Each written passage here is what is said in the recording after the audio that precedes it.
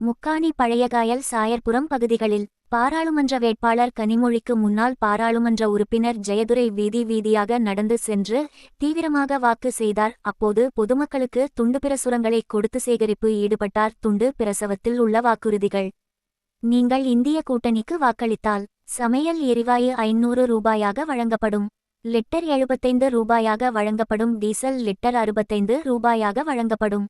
நாடு முழுவதும் உள்ள மகளிர் சுய உதவிக் குழுக்களுக்கு 1.10 லட்சம் ரூபாய் வட்டியில்லா கடன் வழங்கப்படும்.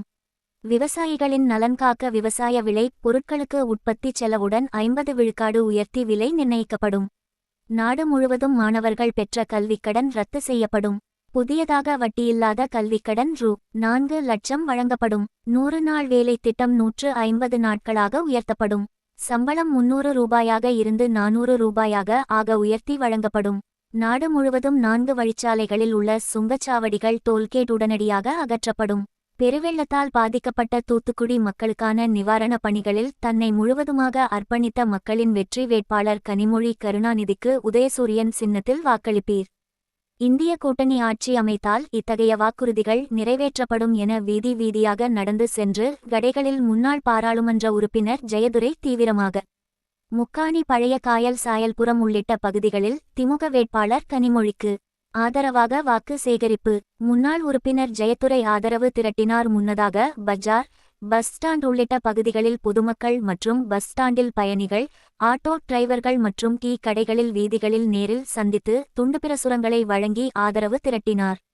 இந்தியா கூட்டணி சார்பில் தூத்துக்குடி தொகுதியில் போட்டியிடும் கனிமொழி எம்பி அவர்களை மீண்டும் வெற்றி பெற வைத்திட வேண்டும் என்று கேட்டுக்கொள்கிறேன் என்றார்.